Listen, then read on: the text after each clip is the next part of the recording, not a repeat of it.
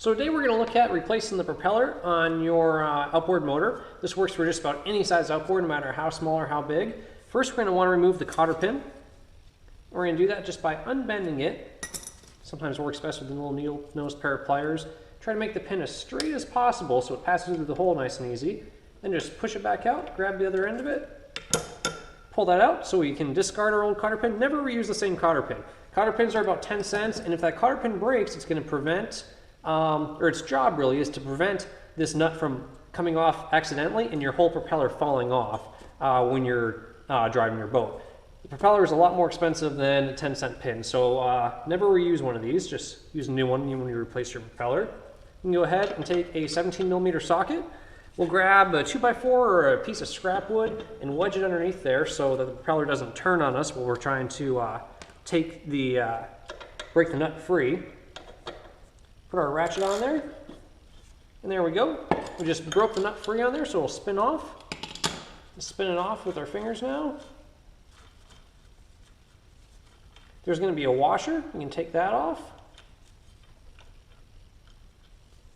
And then we can just slide the propeller right off.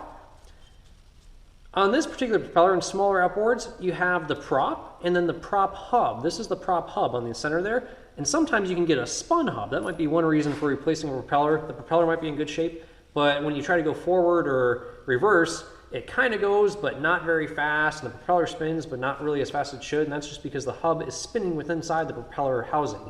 And so that's when you would need to take it to a dealership or some prop shop that could reset a new hub for you, or just one of these propellers is pretty cheap for these smaller outboards. So we go ahead and take our new propeller this time, take a little bit of marine grease, really any sort of marine grease will work, no particular brand or anything like that. Pop that open here. And we'll just go ahead and apply a little bit to the splines here on the prop shaft, make sure it's covered nice and good. We'll also apply a little bit to the threads there. Apply a little bit to the inside of the prop. Everywhere that you could get corrosion or metal could freeze itself to each other through corrosion, any dissimilar metals, you'd want to make sure it's covered with a thin layer of grease. We'll slide on our new propeller. Slides right on. We'll get our washer back here. Put that on. We'll get our prop nut, or our castle nut, and we'll put that on there. And the prop nut here, you're not really trying to over tighten anything, you're just trying to make it tight enough that it's not going to come off by accident or slip around. So we can finger tighten it, and then just a few turns past finger tight, no more than you can fight against your hand there.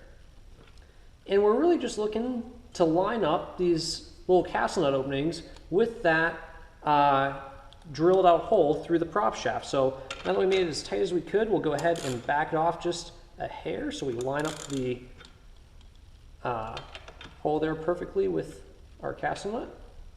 Just a hair more, a little bit more, and there we go.